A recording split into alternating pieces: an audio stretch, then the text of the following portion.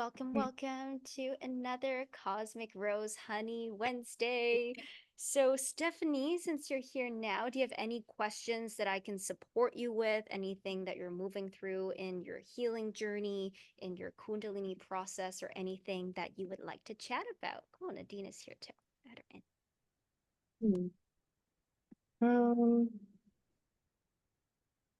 I need a minute to think about it. I Yeah, don't all know. good. I like all thoughts and feelings before, and then it kind of just like went away. So I don't know. I'm Mm-hmm. trying to figure out like what I'm through. Yeah, that's all good. Totally understand. Yeah, take a minute to kind of feel into it. Nadine has just joined in too, but I think she's just connecting her audio, so we'll give her a moment. Hi, Nadine. How are you? Can you hear us all good?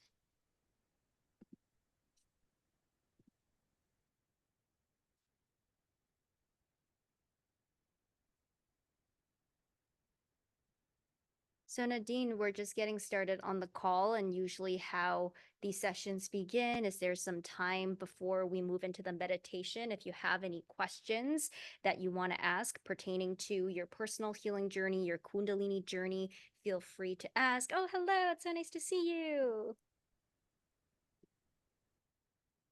Oh, wait, yeah, I think you went on mute.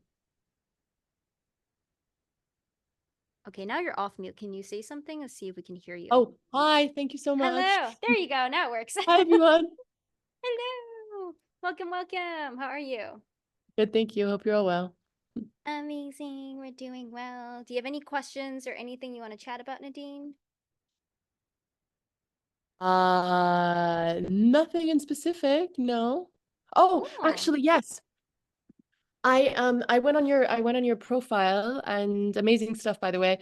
I came Thank across you. the alchemical coaching codes Mm-hmm. and it said that I can download a PDF, but there wasn't a link there. Uh, Is it I possible? think it's, I sent you a DM. So if possible, oh, I would love. did you send me a DM? I don't think I ever received it. Oh, anyway, Let it's me, it's okay. I imagine with how many followers you have, it's somewhere in a folder. yeah, Um, sometimes Instagram's been doing weird stuff nowadays. Like sometimes I don't get notification for messages, like message requests, and also for comments. So I've been like looking at some posts. I'm like, oh, somebody left me a comment 5 days ago and I didn't reply. Let me find it actually. I'll just send it to you right now because I did do like an update to the subscription thingy on my website a couple of months ago, and I think it ended up removing some of the links where you can actually sign up for it. So I think it should be this one. I'll drop you the link right over here so you can make a copy of it. It's in the chat for you. Fabulous. Thank you, darling. There's actually I'm not sure if the one that you were looking at is the one with the training as well. So there's actually it comes with the I did a whole free training on this. Let me just pull up the link for that and then I can send you this too. Oh, I It was think that really was on great. your nice. Yeah. So let me send this one. Let me see. Manage, share. Okay, let me know if this works. I can't remember if I put a passcode on this. It doesn't show it here. But if it does, just let me know and then I'll figure out what the passcode Thank is. you. I don't think okay, no, it should be good. There shouldn't be a password on it. Amazing. Have you done like any Kundalini practices before, Nadine? Like have you done like I've activations or yoga, meditation? yeah, I've done quite a bit of yoga. Mm-hmm. I've done some Kundalini yoga, and I did a Kundalini session maybe a few months ago. Mm-hmm. Yeah. And the session, was it like the lay down surrender session or what kind of session There was was some that? breathing and then lying down and breathing. So I've Amazing. I've peeked at your Instagram, and I know you do. I see a lot of people jerking, I think, on the ground. Yeah. So I haven't done anything like that, no. But should I be, because I'm signed up to your Cirrus workshop on the 8th. Should I be Yay. somewhere here?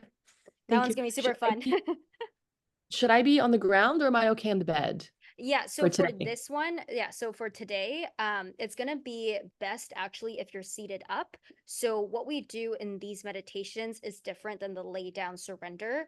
Actually, I think I can just get started on the explanation now. So essentially what we're doing here in the Cosmic Rose Honey meditations is this is a silent meditation where we're sitting upwards and we're practicing opening our hearts and opening our field to receive the downwards descending grace of the divine. So this is the grace of truth, love, peace, and bliss.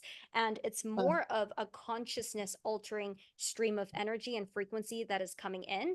And so this is a bit different than the other form of activation that I facilitate, which is more pranic based. So the pranic activations is where, like you said, you see people's bodies might be moving or jerking because it's in real time working through a lot of the energetic densities and knots in the body. This is more so just attuning our higher chakras, our crown, our third eye, our throat, our hearts, opening them up systematically, but more so working with the consciousness aspect of the energy and less with the pranic movement. So it's best to do Oh, this interesting. meditation, seated Okay. up and just being as comfortable as you can. If you need like a cushion behind your back or something, you want to put a blanket on yourself, just being very, Okay. very comfortable is going to be good for this meditation. So this is done in silence. And when you come to the free workshop next week, that's going to be a whole other different vibe. There's going to be music. It's going to be intense. It's going to be Oh, a lot okay. of fun. So this is like the more, I'm not sure if you're kind of familiar with like the Shiva, the Shakti kind of Oh, practices, but fabulous. this is more like the Shiva, the stillness, the consciousness, the quiet, the silence, versus the other form is more the Shakti, the expression, the music, the creation, the dance. Okay. Forgive me. I hope it's okay that I'm walking around. I just wanted All to good. I just All wanted to get good. something before I settle. So this is more the stillness and the consciousness and the Shiva, whereas the other stuff is like the Shakti, the dance and the movement and the flow, right? Exactly, exactly. And again, Shiva and Shakti are two sides of the same coin. They are, like fire to the ability to burn and water and wetness, they kind of go together. But just The for our fire and humans' what? Sorry, minds, water. So Shakti's the water and the wetness, and the Shiva's the fire? oh, I meant, so for example, if Shiva is the fire, the beingness of the fire, then Shakti is the ability to burn within that fire. If Oh, wow. Shiva is the drop of water, then Shakti is the sensation of it being wet. You see what I mean? They Wow, go that's so together. cool. Okay. Yeah, they, they That's a they go nice way of together. explaining it. Yeah, they go hand in hand together. But again, sometimes just for our minds to understand, to grasp, to experience, we say this is that and that is that, but really they work together. So Amazing. does awakening Kundalini help with abundance? Because I'm working on amplifying abundance. Yeah, I mean, it definitely can in the long run, but I would say that the process of awakening Kundalini is one that is so much about letting go of our sense of ignorance, letting go of our sense of separation, letting go of the sense that I am a separate doer, I have to figure things out. It really puts you in flow with the divine, which can equate to abundance, but it's not necessarily like a linear, if I awaken Kundalini, then I'm going to receive more. Definitely not necessarily right away, because many times it brings up a lot of discomfort. It brings up a lot of pains for us to feel through. But those are actually the real deep-seated stuff that keeps us away from receiving more love, from receiving more abundance. So in short, it does, but not in the linear way where the mind would think, hey, I do this thing and then more money is going to come in. It might, but it's I definitely mean, not like a if short-term there's anything kind of like thing. that, I think we'd all be doing it, right? Exactly. But yes, in the long run, for sure. Like, I think, the Kundalini awakening process taps us into what I believe is the true embodied experience of abundance. So, meaning that first and foremost, it gives you this unified relationship between your inner masculine and feminine, right? Because a lot of the times we're fighting ourselves constantly. We're like, you're not good enough. You should be working harder. Go do this. Blah, blah, blah. Like, that is like our greatest source of lack and scarcity and pain. So, the You're so Kundalini right. process, Fabulous. Yeah. helps to heal that. And then it also opens us up to surrendering to the movement of the divine, which is letting go of what our minds think I have to do, I have to figure out. But the way that I've experienced it is that the divine literally creates through you. And when you're willing to be in service, you're willing to move with the flow of the divine, the material wealth-based abundance also circulates through. But it's like a giant dance, a giant like a dance and co-creation with the divine that is less about like linear achievements. This is what I've accomplished with this process, but more like you're living in harmony and flow within yourself and with life as a whole. So this will help to align my masculine and feminine energies. So I'm in flow. So I'm in the best place for myself at the right time in alignment with my soul, correct? Exactly. Yep. Yep. 100%. Fabulous. Oh, that's Yeah. perfect. Yeah. So then Yeah. naturally things would flow. Yeah. Exactly. Yeah. And I think the biggest thing is that it just helps us to change how we view our life as a whole, which is like the most life-changing thing, right? Because usually we move through life thinking that there is a right and a wrong to things, there is a good and a bad. And again, that is also what creates our greatest amount of suffering. Because when there is a good and a bad and a right and the wrong, then we're constantly like, I want the good, I want the right, I don't want the bad, I don't want the wrong. And so life becomes like a whole ping pong battle between dualities. So by healing your inner masculine and your inner feminine, by opening yourself to the grace of the divine, by feeling that there is a force greater than our limited human self moving us, loving us, and guiding us, it's like we're able to see that there's a divine purpose for everything that happens in our life. There's a divine purpose for every discomfort, every pain, every challenge. It's not a good and a bad, and it just helps us to interact with our life very differently. Instead of immediately making meanings that make us feel bad and then closing our hearts and then continuously making ourselves feel bad, which is by default what we do like so often, it's like we're able to see the bigger picture of things. We're able to dance more with the challenges of life that then just, yeah, let us be a lot more peaceful in our day to day. Nice. Yeah, amazing. Thank you so much for the great questions. I'm so glad that you're here and that you've answered the call to be here. Likewise. Marcia, do you have any questions or shares today before we get started on the meditation?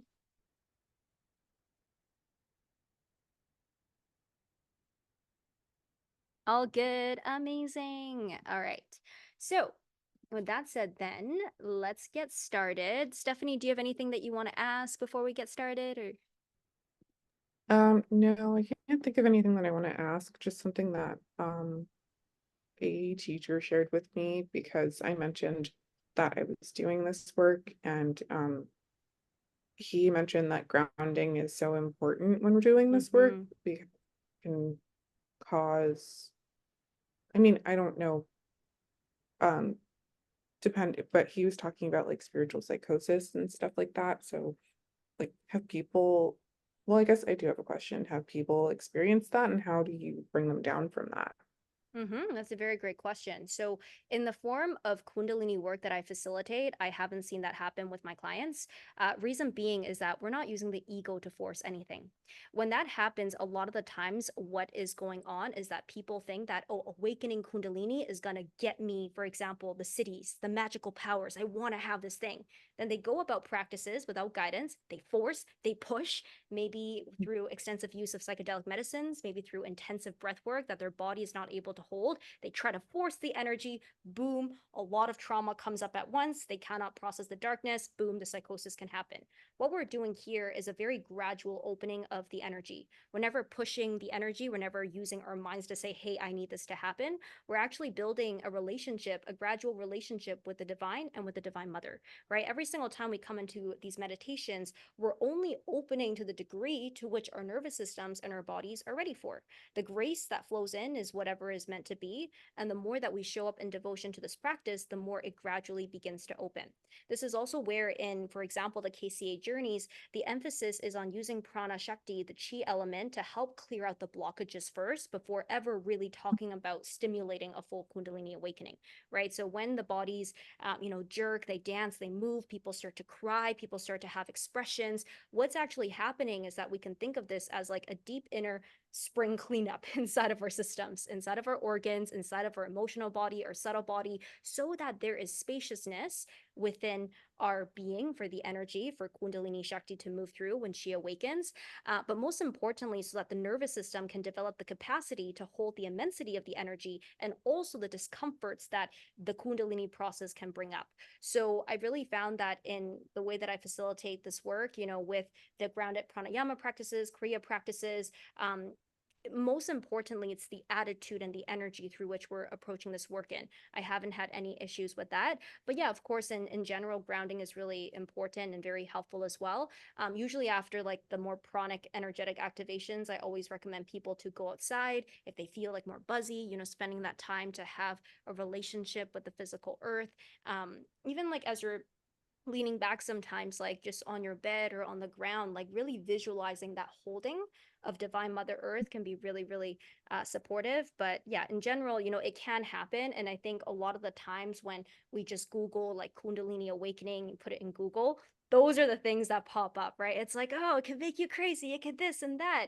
But really, that's like a small fraction of it. And it's usually when it's being approached through a more ungrounded intention, that's where it can Mhm. happen. But I would say that even if it does happen to someone, it's not like a bad thing, right? It could be extremely jarring and challenging for them to move through, but that might also be the path of awakening that their soul has chosen to learn through and to evolve through. So yeah, in general, Mm. grounding can be really helpful, but here what we're doing is nothing that is so intense that will blow open your system at once. Does that help? Yes, thank you so much. Amazing. Yeah, thank you for the great question. Really great question. Okay, so let's get started then on the meditation. Let me just pin myself. So, again, for Cosmic Rose Honey, as many of you know, the visualization that we have here is that there's a giant cosmic rose, the emanation of the Divine Mother, the Divine Shakti, the divine creative force, the principle, the feminine principle that created everything in existence. This force of Shakti is the force that has created our ignorance, right? Created our sense of separation, created this veil of illusion, Maya, where we think we are separate from each other and that we're separate from nature as a whole. Now, Kundalini creates the illusion, but simultaneously, she I'm so is, sorry. Sorry, I'm so sorry to interrupt. You said yeah. the Shakta, the what creates the illusion? You said something divine mother, and then what creates the Oh, Shakti, Shakti. yeah, okay, Shakti. And then Yeah. the illusion comes from where? The illusion is also known as the Maya. It's like a veil that gets created over the world and gets created over our consciousness. Yeah. So part of the play of the divine, right, is that we forget who we are under Maya, the illusion, under ignorance, but it's also through the same source of Divine Mother and Shakti that she can bestow upon us grace for the liberation of our consciousness, for us to remember our inherent connection to the divine, and for us to open our hearts back up into an experience of love.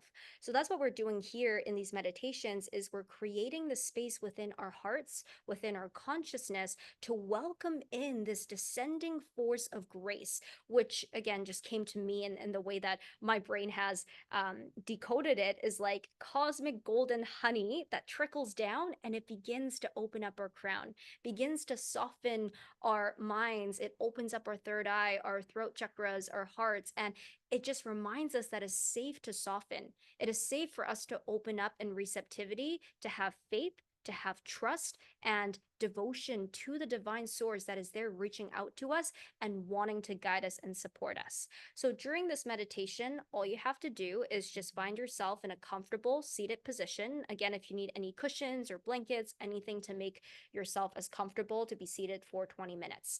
Once we begin the meditation, you just relax your being, focus on your breath, right? So just noticing in the beginning the rise and fall of your chest, inhaling in, exhaling out. And if it's helpful for you, especially if it's your first couple of times, just really turning your inner gaze towards the crown of your head. And as you breathe in, you can feel and visualize that cosmic rose honey flowing down, this golden, sparkly, light honey, viscous kind of flowing liquid that comes all the way down through your head and just feeling the sense of love, the opening, the liberation, the peace, and the bliss that comes with the essence of this nectar. And so that's all we're doing is we're sitting there, we're staying open, we're allowing ourselves, our consciousness, our minds, and our beings to be coated with this beautiful divine grace. If at any point your mind gets distracted, it gets a little bit loud, that's also a part of the process, so we don't need to fight it. All you have to do is just witness and just let that part know, hey, I see you. It's okay that you're here. Let's come back to our breath. Let's come back to that visualization of the honey. Let's just let ourselves be. And you allow that resistance to be a part of your experience as well. So, whenever you can, just focusing your awareness back on the sensations of your body, that'll just help your awareness descend from the mind as much as possible into your body, back into feeling. And we'll do this meditation for 20 minutes. When we are complete, I'll let you know, and then we'll wrap up with a final sharing circle. Cool? Any questions? Very good. Amazing. So with that said, get yourself nice and comfortable. If you need to shake your shoulders out a bit, roll out your neck, your head, feel free to do that. Let yourself get as loosened up as possible. And when you're ready, lengthening through your spine, tucking your chin slightly in. We're going to take one deep breath in together, one deep breath out. And we're going to exhale through the mouth, just making any sighs, any sounds, any releases that feel really good to help you deeply soften and just be present in your body. So taking a deep breath in,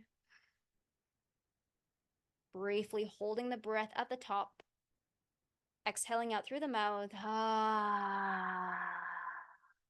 As that breath goes out, feel as your consciousness begins to descend all the way down, down, down, right into your heart space.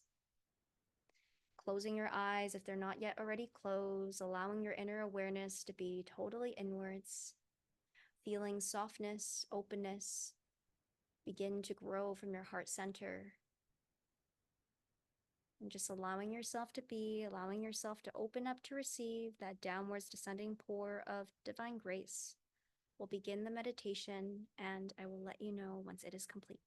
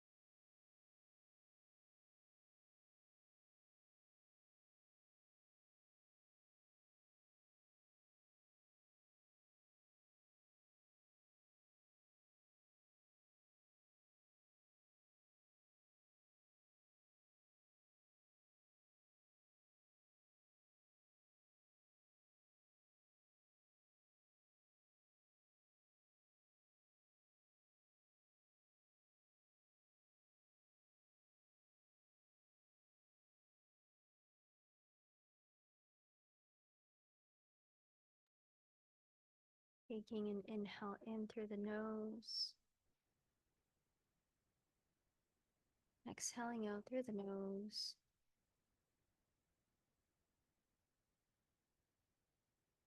Allowing your breath to be an anchor back into this time and space and this moment.